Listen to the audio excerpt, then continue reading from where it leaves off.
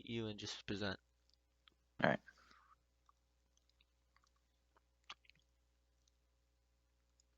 Okay, so my topic was motherboards. Um, what is a motherboard? A motherboard is the main printed circuit board found in computers. It holds and allows communication between many of the crucial electronic components of a system. And you may hear the motherboard be referred to as a main board, system board, base board, planar board, or logic board. There is a picture of a motherboard and all the connections it has and all the parts there is with it.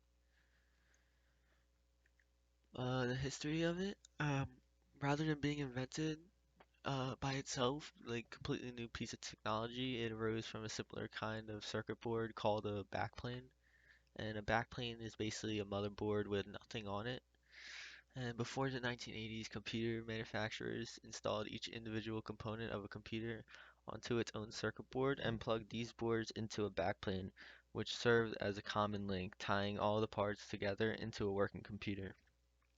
So there's a picture of a backplane and what they would plug everything into. Uh, Backplanes versus motherboards. Motherboard and backplane. Thought you was my future, but you're my ex.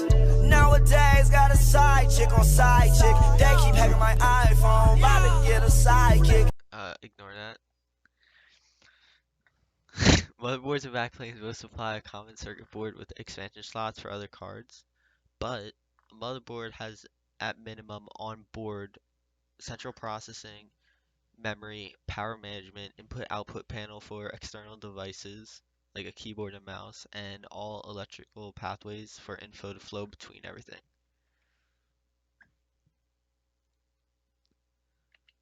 Right, the first motherboard was the IBM personal computer, and it featured the first motherboard. It housed the computer's CPU and RAM, provided audio as well as many other functions, and it was released in 1981. It set the standard for many computer hardware specs that we have today. And that is the first IBM motherboard on the left, and today's motherboards, well, one of them is on the right. As you can see, it's much more condensed and very, like, all the parts are smaller.